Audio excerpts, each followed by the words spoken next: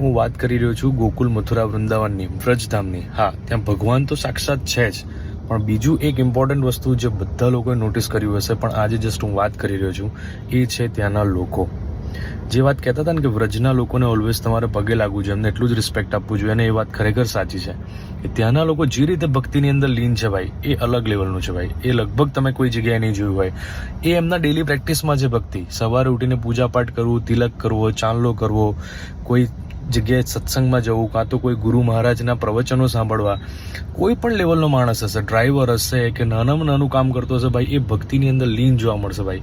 એ પોતે ફ્રી ટાઈમની અંદર બીજું કંઈ નહીં કરતો હોય તો માળા કરતો હશે, કાં તો કોઈ જગ્યાએ બેઠો ભજન કીર્તન કરતો હશે. બીજું બધું જવા દો, ત્યાંની સ્વીટની દુકાન ઉપર મેં જોયું કે ભાઈ સ્વીટના લોગોની ઉપર એક સેન્ટેન્સ એવું લખ્યું હતું કે ભાઈ સબસે પહેલે ઇસ ચીઝ કો ભગવાન કો ભોગ ધરાઈએ. ભાઈ એ લોકો પોતાના કરતાં સૌથી પહેલાં ભગવાનને મૂકે છે. એટલે વ્રજના લોકોની ભક્તિ ખરેખર શીખવા અને જાણવા જેવી છે ભાઈ.